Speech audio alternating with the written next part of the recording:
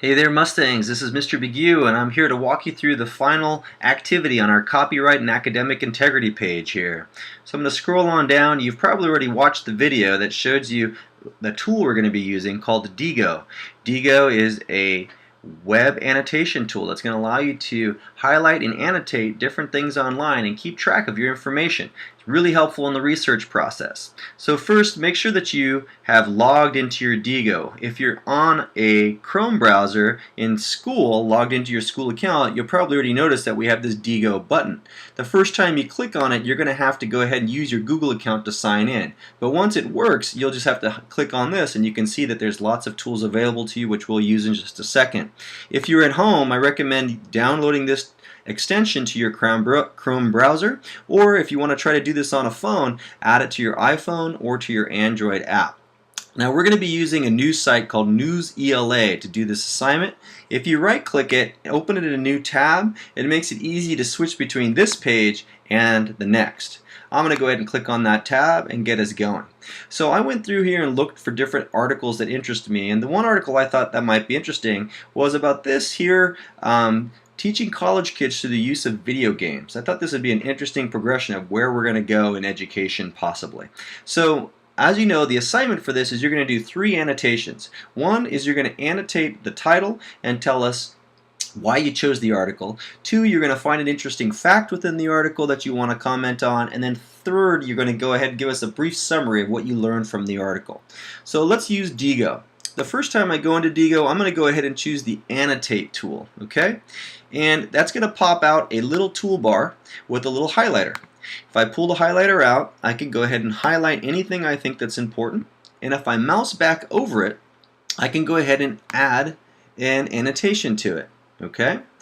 And let me close this window, it's a little confusing. And so I'm going to go ahead and say I chose this article because, and then you'll go ahead and fill in the rest, okay? And go ahead and click Save.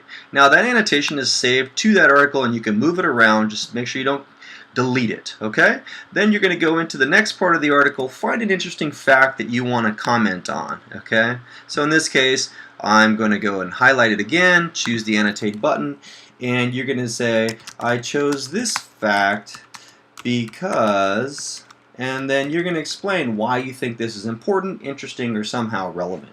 Again, hit Save. At the very end of the article, you can go ahead and highlight the final last paragraph and then add a comment as well and say, this article taught me that, and then you're going to go ahead and explain what you feel like you got out of reading this particular article. Okay, done at this point. You've done your 3 annotations. Now you're ready to get this out so that you can share it with your teacher. Okay. Before we do that, you'll notice there's a couple other tools. You can go ahead and click on Add Sticky Note, which will add other sticky notes. You can bookmark this entire page. You can also you can also show yourself all the annotations here of the different things that you've already highlighted and commented on. And then now when you're ready to share, go ahead and click on the Diigo link again. You'll notice there is this link for Share This Page.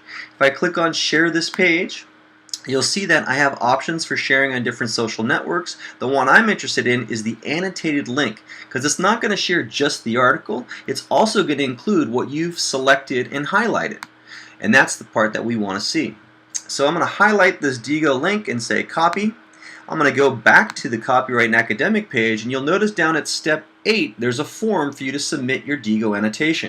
If I click on the form, I will go ahead and be able to put my name in, as well as my 4th period teacher, and then right here where it says link, paste the actual link. Go ahead and submit it, and that's it. You've completed the assignment. Your teacher will be able to see that you know how to use Diigo. Thanks, and good luck using the tool.